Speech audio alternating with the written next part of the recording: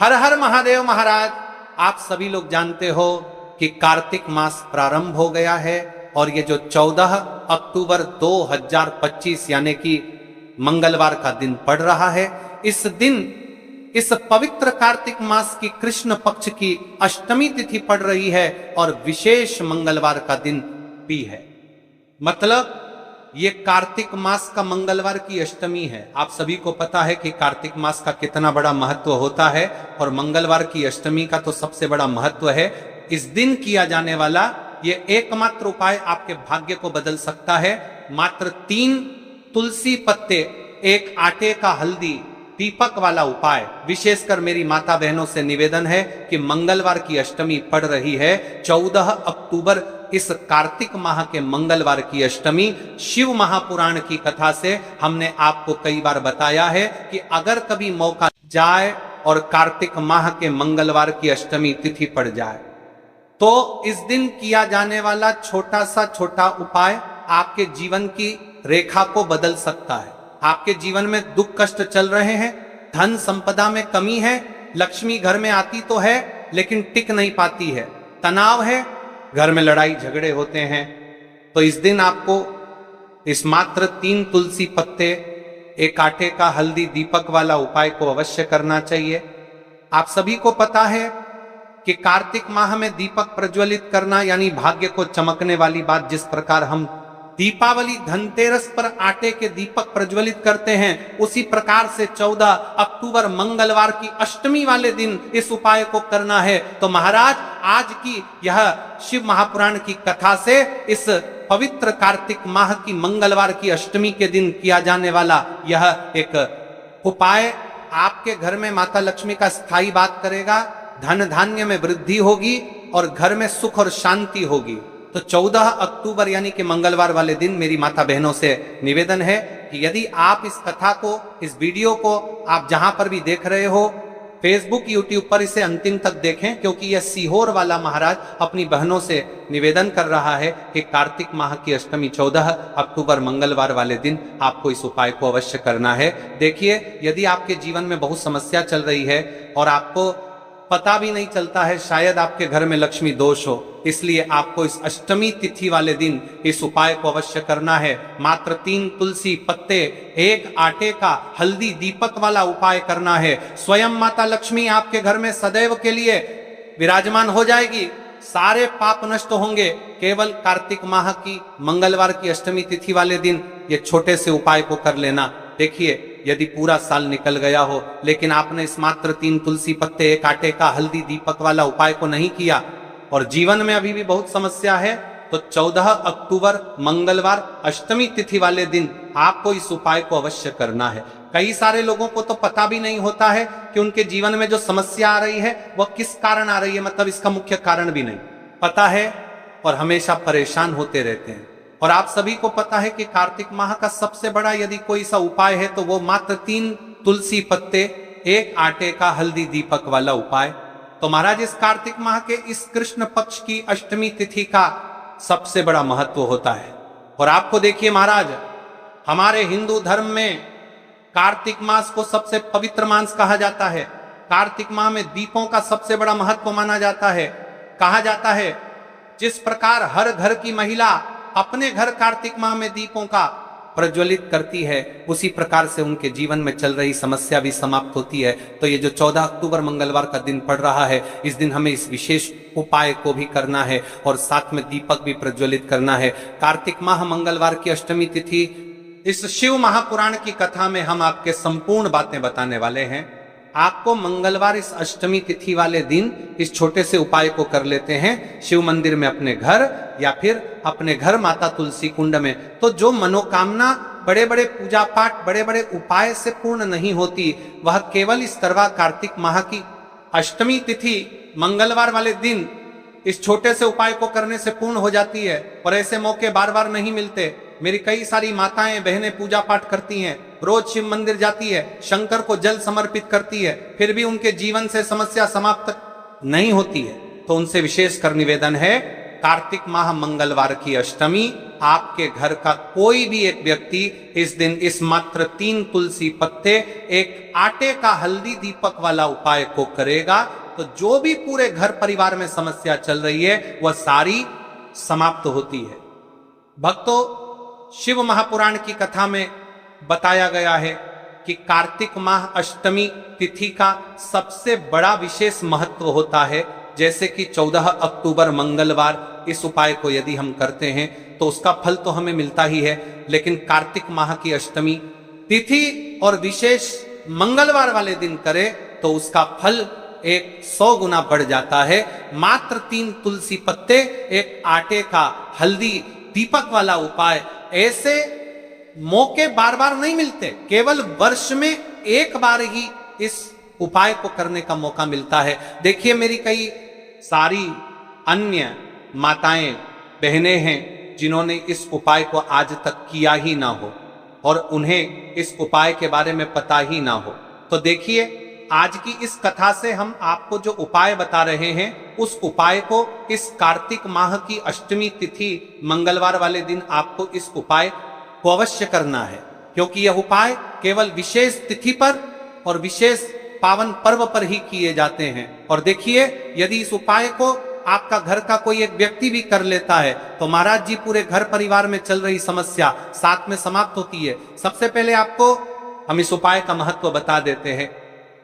एक चुटकी हल्दी दीपक घर में माता लक्ष्मी का स्थायी वास करती है, ठीक है, क्योंकि यह हल्दी समर्पण वाला उपाय है और इस उपाय को हम इस पवित्र कार्तिक माह की अष्टमी तिथि मंगलवार वाले दिन पर कर रहे हैं। तो महाराज, यदि लक्ष्मी की समस्या है तो वह समस्या भी समाप्त होगी, जो आपकी मुश्किल समस्या समाप्त होती हैं। और कार्तिक माह में आटे के तुलसी पत्ते वाला उपाय करने का संकेत है, यानी विवाह में अड़चन आ रही है या फिर कोई कार्य में, तो उसमें अवश्य सफलता प्राप्त होगी। कार्तिक माह बड़े बड़े पूजा पाठ अनुष्ठान से जाना जाता है। इस माह में यदि हम कोई सा भी उपाय करते हैं तो उसका फल हमें अवश्य प्राप्त होता है।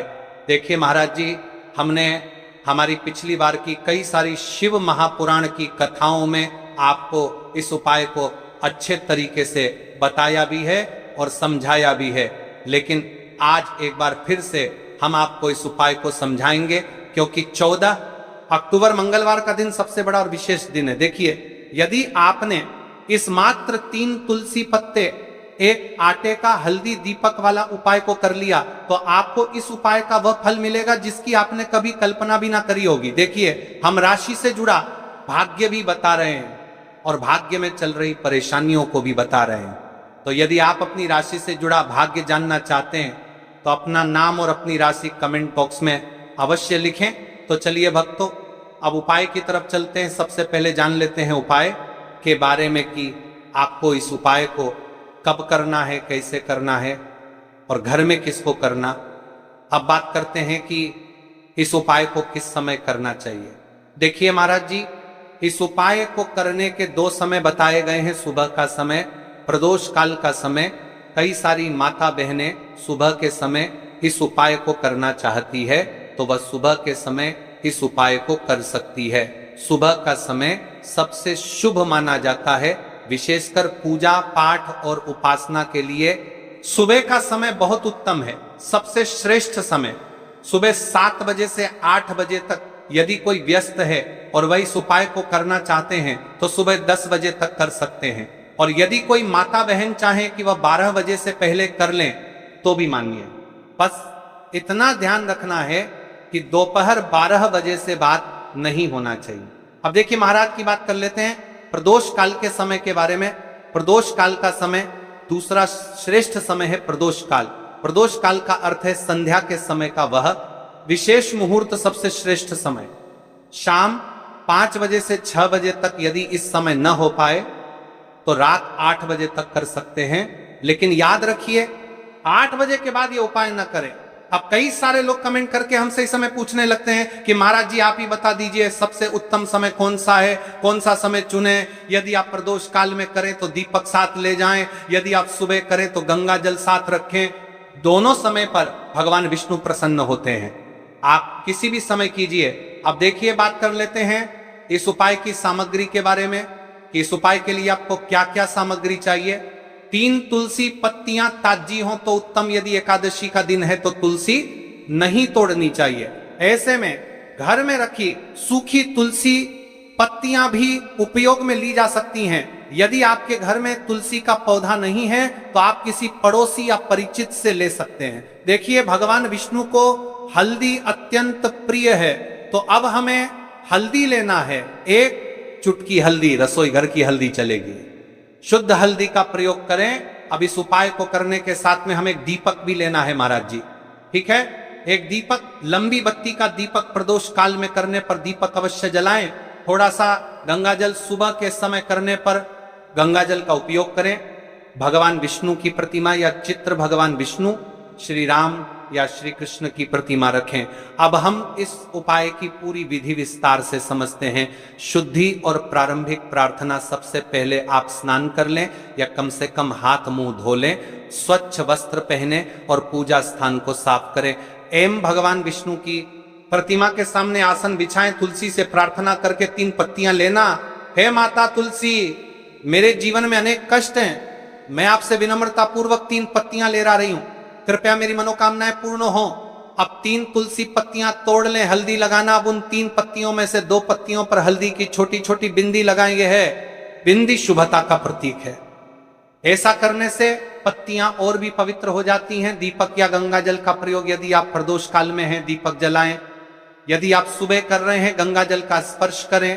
2 तुलसी पत्तियां अर्पण करना। आप जिन 2 पत्तियों पर हल्दी लगी है, उन्हें भगवान विष्णु की प्रतिमा के सामने अर्पित करें और कहें, हे श्री हरि, मैं आपको ये तुलसी पत्तियां अर्पित करती हूं, कृपया मेरी मनोकामनाएं पूर्ण करें, मेरे कष्ट दूर करें, मेरे परिवार में सुख शांति लाएं। नमो नारायणाय। अब अपनी समस्या या मनोकामना स्पष्ट रूप से बोलें। जैसे, मेरे घर में कलह है, कृपा कर इसे दूर करें। मेरे बच्चों को शिक्षा में सफलता मिले, मेरे घर में धन की कमी दूर हो। तीसरी तुलसी पत्ती का प्रयोग। अब बची हुई तीसरी पत्ती को आप घर के किसी शुभ स्थान पर रख दें, जैसे घर का मंदिर, धन स्थान, तिजोरी, अलमारी या घर का पवित्र स्थान। यह पत्ती आपके घर में समृद्धि और शुभता का प्रतीक बनेगी। अंत में भगवान विष्णु से प्रार्थना करें, हे विष्णु भगवान, आपने यह छोटी सी भक्ति स्वीकार की, कृपा कर मेरे जीवन में शांति और सुख प्रदान करें। फिर तुलसी माता को धन्यवाद दें। तो जाप उपाय करते समय आप सरल मंत्र जप सकते हैं। AUM नमो नारायणाय 11 बार या AUM श्री विष्णवे नमः 21 बार उपाय करने के बाद का फल अब देखिए महाराज जी। महाराज, इस उपाय का फल क्या होता है?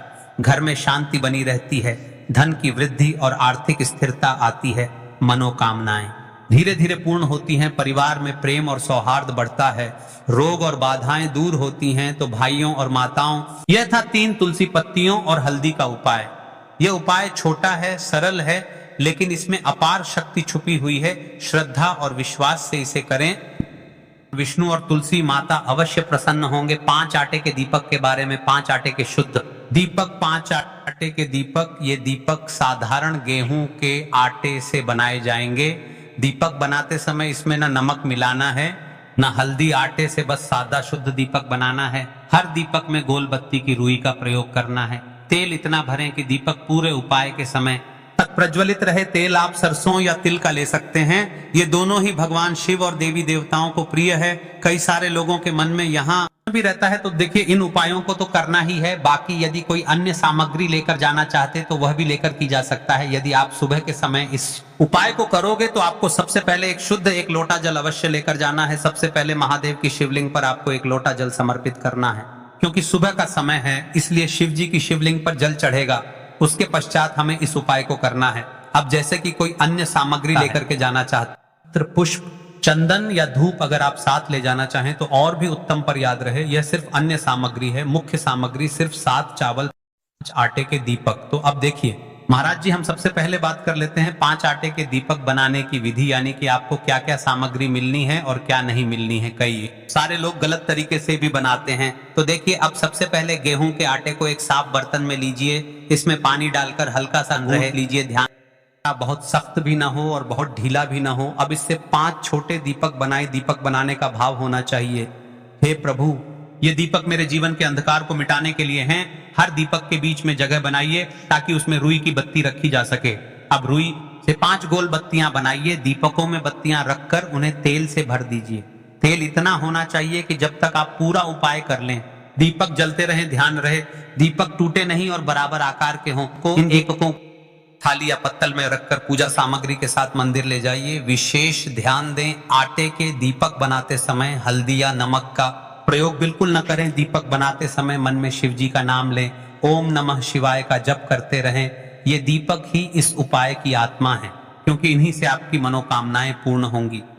अब देखिए महाराज जी, हम बात कर लेते हैं एक निश्चित समय के बारे में, यानी कि आपको सुबह के समय उपाय करना है या प्रदोष काल के समय। अन्य माता बहनें रहती हैं जो सुबह के समय उपाय करना चाहती है, लेकिन उनके पास समय नहीं रहता है, तो मैं प्रदोष काल के समय भी कर सकती है। अब चलिए, जैसे ही हमारी पूजा की सामग्री तैयार हो जाती है, अब हम उपाय करने के लिए तैयार है। अब हमें शिव मंदिर में जाकर के इस उपाय को करना है। तो देखिए, सबसे पहले मंदिर की चौखट पर माथा टेकें और विनम्र भाव से प्रवेश करें। मन में संकल्प लें, हे शिव शंकर, मैं अपनी श्रद्धा और भक्ति के साथ ये उपाय करने आया, मनोकामनाएं पूर्ण करें और मुझे आपके चरणों में स्थायी भक्ति प्रदान करें। शिवलिंग के पास पहुंचकर क्या करें, तुरंत उपाय शुरू न करें। पहले कुछ क्षण शिवलिंग को देखें, हाथ जोड़कर प्रणाम करें और अपने मन को स्थिर करें। जल अर्पित करने की तैयारी करें। जल अर्पण, सबसे पहले शिवलिंग पर एक लोटा शुद्ध जल अर्पित करें। जल में अगर आप चाहें तो चंदन, पुष्प, अक्षत या गंगा जल मिला सकते हैं। यह जल अर्पण अनिवार्य है, क्योंकि शिव जी को प्रातः काल सबसे प्रिय यही है। यदि आपके पास बेलपत्र, धूप आदि हैं तो जल अर्पण के बाद चढ़ाए, लेकिन याद रहे मुख्य उपाय सिर्फ 7 चावल के दाने और 5 दीपक का है। अब महाराज जी, हम सबसे पहले बात कर लेते हैं 7 चावल के दाने वाले उपाय के बारे में। ठीक है, सबसे पहले आपको इस उपाय को करना है, फिर उसके पश्चात हम बात करेंगे 5 आटे की दीपक के बारे में। 7 चावल के दाने। दीपक जलाने का दिशा नियम, दीपक सदैव पूर्व या उत्तर दिशा की ओर मुख करके जलाना चाहिए। शिवलिंग के दाईं ओर रखना विशेष फलदायी माना गया है। घर में कर रहे हैं तो दीपक को शिवलिंग चित्र के बिल्कुल सामने रखें। दीपक में प्रयोग होने वाले तत्वों का महत्व, सरसों का तेल नकारात्मक ऊर्जा को नष्ट करता है और परिवार से दरिद्रता हटाता है। तिल का तेल पितृदोष और काल सर्प दोष के शमन में सहायक। घी सर्वश्रेष्ठ, क्योंकि इसे देवताओं का प्रिय आहुति कहा गया है। यह लक्ष्मी कृपा को आकर्षित करता है। लौंग बत्ती, यदि आप दीपक में लौंग डालकर जलाते हैं तो यह ग्रह बाधाओं और शत्रु बाधाओं को शांत करता है। कपूर के साथ कपूर की आहुति देने से तुरंत नकारात्मक ऊर्जा जलकर राख हो जाती है। अब देखिए महाराज जी, दीपक प्रज्वलित करते समय आपको क्या करना चाहिए, इसे कम से कम 11 बार जपें। यदि समय और शक्ति है तो 108 बार जपें। मंत्र जपते समय मन में अपनी समस्या, इच्छा या संकल्प स्पष्ट रखें। उपाय करने की सबसे बड़ी बात देखिए महाराज जी, आपको उपाय करते समय किन किन चीजों का ध्यान रखना है, क्या क्या सावधानियां रखनी है, उपाय करते समय किन किन बातों का ध्यान रखना चाहिए। जलाते समय मन एकाग्र रखें, मन में क्रोध, ईर्ष्या या चिंता न लाएं। दीपक जलते समय कभी भी उसे फूंक मारकर न बुझाएं। यदि बुझाना हो तो लकड़ी चम्मच से धीरे से बुझाएं। दीपक जलाते समय जूते चप्पल उतारकर ही स्थान पर जाएं। यदि घर में उपाय कर रहे हैं तो दीपक ऐसी जगह जलाएं जहां बच्चे या जानवर उसे गिरा न दें। कोई अपशब्द या नकारात्मक बात न करे। दीपक का उपाय संध्या काल, प्रदोष काल में करना सर्वश्रेष्ठ है। यदि विशेष कार्य सिद्धि के लिए कर रहे हैं तो प्रातः काल, ब्रह्म मुहूर्त या काल, दोनों समय दीपक जलाना चाहिए। जैसे ही आप ये उपाय को कर लेते हैं वैसे ही आप शिव जी को प्रसन्न कर लेते हैं। अब देखिए महाराज जी, आपने शिव जी को प्रसन्न तो कर लिया। अब कई सारे लोग प्रश्न करते हैं कि